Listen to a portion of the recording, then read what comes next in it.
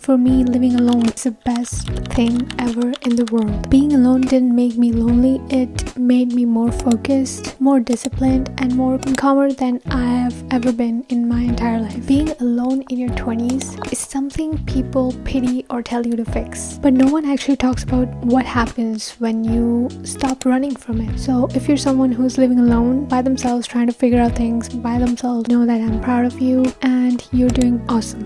Just keep on going and believe in yourself, and God is with you. I'm going to break this down into 7 stages. So if you're in this phase right now, I highly recommend you stick through the entire video, and let's get into it. Part 1 is stop running from the silence. I think the hardest part that comes with living alone isn't about being alone, it's more about the silence that comes with it. We're so used to filling our spaces with so much of noise, like music, videos, messages. We need noise around us all the time. So when everything goes very quiet around you when you're alone, it actually feels very uncomfortable and almost unsettling. For me, it was my first real shift because I used to live in a house where there were a lot of people around me. I had my family with me, and then at school there were my friends. I used to go take coaching classes, and then my friends were there too, so I was constantly surrounded by people. But when I came to a different country, it was a whole different chapter in my life that I have to uncover. So here I had to do all the things by myself, and I didn't make any friends right away. It was hard, but there were a lot of things that I learned throughout the process. I allowed myself to be in the quiet and stopped reaching for any distractions. And you know what, when you're sitting in that place where everything is very quiet, you actually get to know yourself better. And it happened with me, like I get to know what are the things that I'm avoiding about myself, or like about life, you know, in general, how tired I actually was, and what are the things that did not align with my goals anymore. And honestly, this is the step which actually creates focus, because once you hear your own thoughts and once you figure out things, that is the time when you actually stop wasting energy fighting them all the time. So just take a deep breath and just sit in that silence that is surrounding you at this point. Believe me, it is going to help you in the long run. Alright, let's dive into part number 2, which is let the discomfort exist without fixing it. After the silence comes the discomfort, and this is the part where most of the people quit. You start feeling restless, uncomfortable, or like something is off, like you're not getting out of life a lot, right? And this is where you try to fix it. And I learned not to do that. I stopped labeling discomfort as a problem, and instead of saying that how do I get rid of this discomfort that I am experiencing, instead I would ask myself, what is it trying to show me? Why am I in this space right now? Maybe what is God trying to show me through this discomfort that I'm feeling? When you let it exist without any judgment, it will leave you clarity. And trust me on this discomfort will help you build patience. And patience is a form of discipline that we don't talk about enough. Part number 3, reclaim your energy. Once I stopped numbing myself and reacting to every feeling, I actually noticed something really important, and that was that how much energy I was giving away without even realizing it. Like constant conversations, being available all the time, over explaining, and also being emotionally available even when I didn't have the capacity to do that. That's where all my energy was going when I was around people and it wasn't quiet or peaceful. So being alone made me aware of where my energy and my thoughts and my words are going. So I started pulling it back. Everything that I was putting out for other people, I took that energy back and started giving it to myself and started working on myself.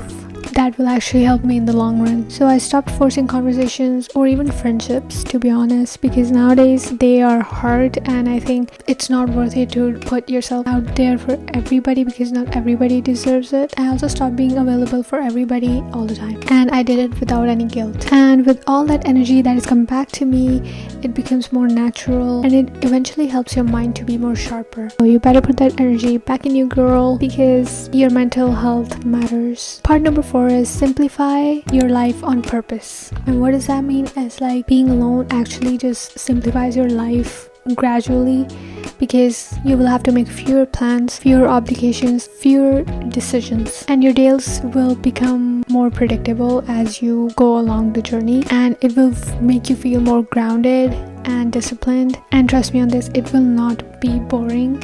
It will actually make you feel more peaceful with yourself. When your life is simple, you do not even need motivation to show up. You wake up, you do your things, and you move on, and that's it. And this is the way of living simple life. Like, simplicity creates consistency, and when you're consistent, it will eventually make you more calmer mentally and physically. Part 5 is build self-trust through small promises. This stage, I stopped creating unrealistic goals. Instead, I started keeping small promises to myself. Not huge transformations, just like the basic things, like drinking more water. I used to always skip it a lot of times, working out, and starting one task even when I didn't feel like it. And when I keep these small promises to myself, I build that self-trust within myself. And trust me, and I'm gonna be honest, self-trust is powerful. And when you trust yourself, you stop overthinking, and everything will just work out for you eventually, because you know that you can do it, and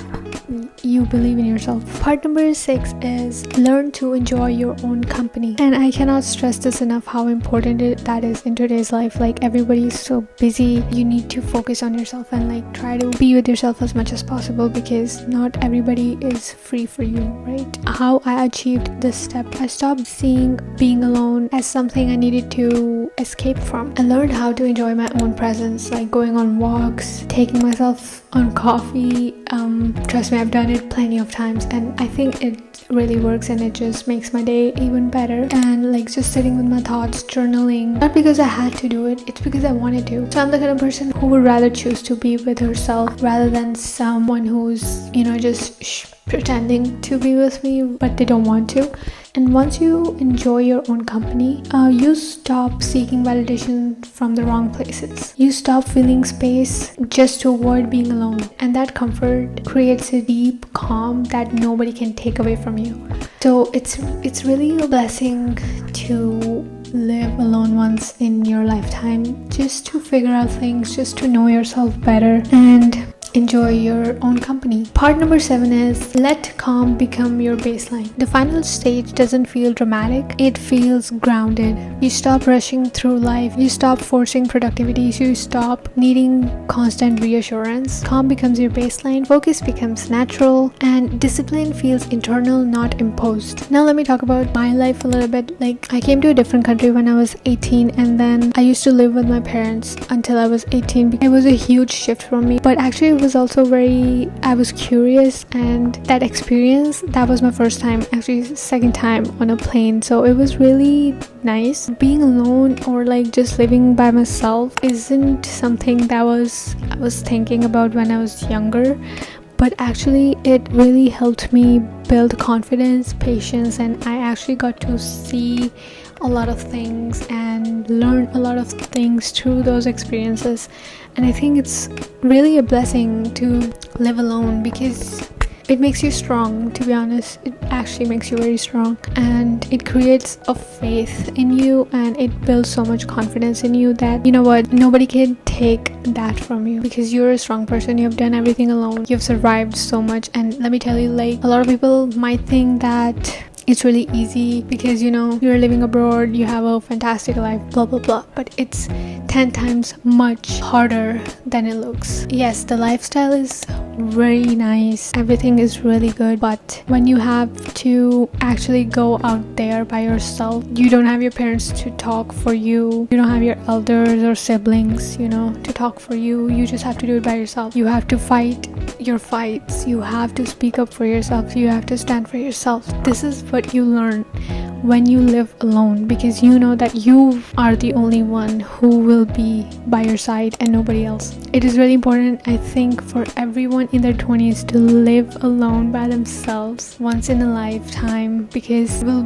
make you become a better version of yourself for sure. So I think you should just enjoy this season of the life where you're by yourself. You just need to worry about yourself, be with yourself, know more about yourself, try to become a better version of yourself while you are in this phase.